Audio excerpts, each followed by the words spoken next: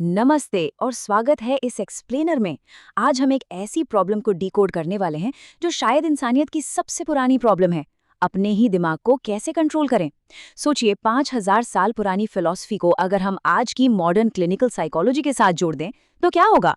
चाहे वो प्राचीन काल के ध्यान लगाने वाले योगी हों या आज के दौर के स्ट्रेस्ड आउट कॉर्पोरेट एम्प्लॉयज, अपने दिमाग को शांत रखना हमेशा से एक बहुत बड़ा चैलेंज रहा है। तो चलिए शुरू करते हैं। आगे बढ़ने से पहले एक बहुत ही बेसिक सवाल उठता है, एक ऐसा सवाल जिसने कुरुक्षेत्र के प्राचीन मैदानों से लेकर आज के मॉडर्न ऑफिस क्यूबिकल्स तक सबको परेशान किया है। आखिर अपने ही मन को कंट्रोल करना इतना मुश्किल क्यों है? मेरा मतलब है, सोचिए जरा, जो दिमाग दुनिया भर की बड़ी बड़ी प्रॉब्लम सॉल्व कर सकता है, रॉकेट्स बना सकता है, वही दिमाग खुद के ही विचारों में बुरी तरह उलझकर क्यों रह जाता है? इस एक्सप्लेनर में हम एक रोड मैप फॉलो करेंगे। हम ये 6 मेन पॉइंट्स कवर करने वाले हैं। ओवरथिंकिंग की महामारी, मन की संरचना, ऑब्जर्वेशन यानी अवलोकन की शक्ति, रीफ्रेमिंग और कॉग्निटिव शिफ्ट्स, एक सॉलिड अनुशासन बिल्ड करना और आखिर में इनर पीस यानी आंतरिक शांति का अभ्यास। तो पहला सेक्शन है दी ओवरथिंकिंग एपिडेमिक, ओवरथिंकिंग की महामारी। ये सच में आज के मॉडर्न वर्ल्ड का एक बहुत बड़ा संकट है। अगर हम क्लिनिकल साइकोलॉजी की माने तो ओवरथिंकिंग बेसिकली नेगेटिव थॉट्स का एक एंडलेस लूप है। इसकी जड़ें अक्सर हमारी इनसिक्योरिटीज या एंग्जाइटी में छिपी होती हैं। क्या आपने कभी नोटिस किया है, पुरानी बातों को बार बार सोचना, लगातार चिंता करना या लोग क्या कहेंगे इस पर स्ट्रेस लेना, ये सब हमारे फोकस को पूरी तरह डिरेल कर देता है।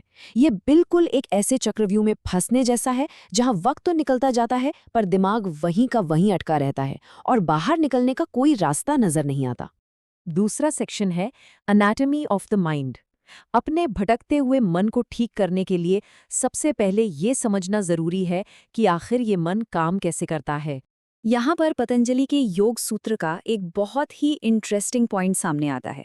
सूत्र 1.2 कहता है, योगश्चित्त वृत्ति निरोधः। इसका सीधा सा मतलब ये है कि योग सिर्फ फिजिकल आसन या स्ट्रेचिंग नहीं है।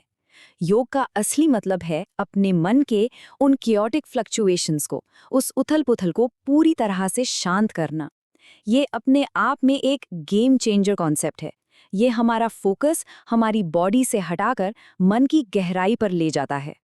और राजयोग इसी गहराई को एक कदम और आगे ले जाता है। ये एक ऐसी इनवर्ड जर्नी दिखाता है जहां हम अपनी पीसफुल और इटर्नल आत्मा को इस टेम्पररी और स्ट्रेस पैदा करने वाले दिमाग से अलग कर देते हैं। ये एसेंशियली अपनी उस स्पिरिचुअल आइडेंटिटी को डिस्कवर करने का तरीका है जहां शांति हमेशा बनी रहती है। सिंपल सी बात है, जब हम खुद को इन टेम्पररी थॉट्स से डिटैच कर लेते हैं तो स्ट्रेस अपने आप गायब होने लगता है। अब आते हैं तीसरे सेक्शन पे, द पावर ऑफ ऑब्जर्वेशन। अपने दिमाग पर कंट्रोल पाने की ये पहली मेजर टेक्निक है। भगवद गीता में एक बहुत ही पावरफुल चैरियट मेटाफर यानी रथ का रूपक दिया गया है। इसके मुताबिक हमारी बॉडी एक रथ है, हमारे सेंसेस यानी इंद्रियां घोड़े हैं, मन इन घोड़ों की लगाम है, बुद्धि सारथी है और आत्मा उस रथ के पैसेंजर है। इसका सीधा सा मतलब ये है कि हमें अपने विचारों को सिर्फ दूर से ऑब्जर्व करना चाहिए, खुद को उन विचारों का हिस्सा नहीं मान लेना चाहिए। जब हम ऐसा करते हैं तो हमारी बुद्धि एक सारथी की तरह उन अनकंट्रोलेबल घोड़ों को सही डायरेक्शन में गाइड कर पाती है। तो यहाँ सबसे बड़ा टेकअवे क्या है? वो ये कि सिर्फ एक ऑब्जर्वर या दर्शक बनकर हम अपने एक्शंस को अपनी मर्जी से एक नेचुरल पीस के साथ अलाइन कर सकते हैं। दिमाग को जबरदस्ती सप्रेस करने या दबाने की कोई जरूरत नहीं है। जब थॉट्स को सिर्फ एक दर्शक की तरह देखा जाता है तो हम उनके गुलाम नहीं बनते, हम बिल्कुल इंडिपेंडेंट हो जाते हैं। चौथा सेक्शन है रीफ्रेमिंग एंड कॉग्निटिव शिफ्ट्स। चलिए देखते हैं कि ये पुरानी डिटैचमेंट की टेक्निक आज की मॉडर्न क्लिनिकल थेरेपी से कैसे मिलती जुलती है। ये सच में माइंड ब्लोइंग है कि सदियों पुराने ज्ञान और आज के मॉडर्न साइंस में कितनी सिमिलैरिटी है। चाहे वो गीता का वैराग्य हो, जहां हम अपनी इच्छाओं को बिना रिएक्ट किए बस गुजरते हुए बादलों की तरह देखते हैं, या फिर आज की मॉडर्न कॉग्निटिव बिहेवियरल थेरेपी जिसे सीबीटी कहते हैं। दोनों का एंड गोल बिल्कुल सेम है। दोनों ही इस नेगेटिव फीडबैक लूप को तोड़ने का काम करते हैं, और वो भी एक नया और ऑब्जेक्टिव पर्सपेक्टिव अपनाकर। बेसिकली दोनों सिखाते हैं कि अपने अनहेल्पफुल थॉट्स को चैलेंज कैसे किया जाए। फॉर एग्जाम्पल, सीबीटी में कमाल की टेक्निक है वरी टाइम। इसे 3 सिंपल स्टेप्स में ब्रेक किया जाता है।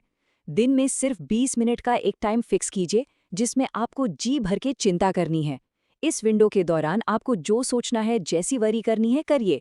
लेकिन जैसे ही वो 20 मिनट खत्म हो, वहीं रुक जाइए और अपने आगे के काम में लग जाइए।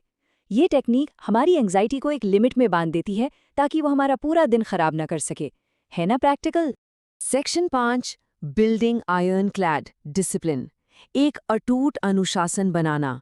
देखिए, एक बार जब दिमाग शांत हो जाए तो उसका वापस पुरानी बुरी आदतों में स्लिप होना बहुत आसान होता है। इसलिए एंशिएंट टेक्स्ट में टॉर्टोइज मेथड यानी कछुआ विधि के बारे में बताया गया है। जैसे कछुआ खतरा महसूस होते अपने अंगों को अपने शेल के अंदर खींच लेता है, बिल्कुल वैसे ही हमें अपने सेंसेस को बाहरी डिस्ट्रैक्शन से अंदर की तरफ खींच लेना चाहिए। आज के टाइम में जब हम डीप वर्क या फोकस की बात करते हैं तो ये कॉन्सेप्ट एकदम परफेक्टली फिट बैठता है।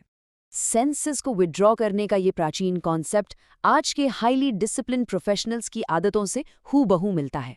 ऐसे लोग क्लियर बाउंड्रीज सेट करते हैं, उन चीज़ों को दूर रखते हैं जो ध्यान भटकाती हैं, और सबसे इम्पॉर्टेंट बात, वो मोमेंट्री मूड स्विंग्स के बजाय एक स्ट्रिक्ट रूटीन को फॉलो करते हैं।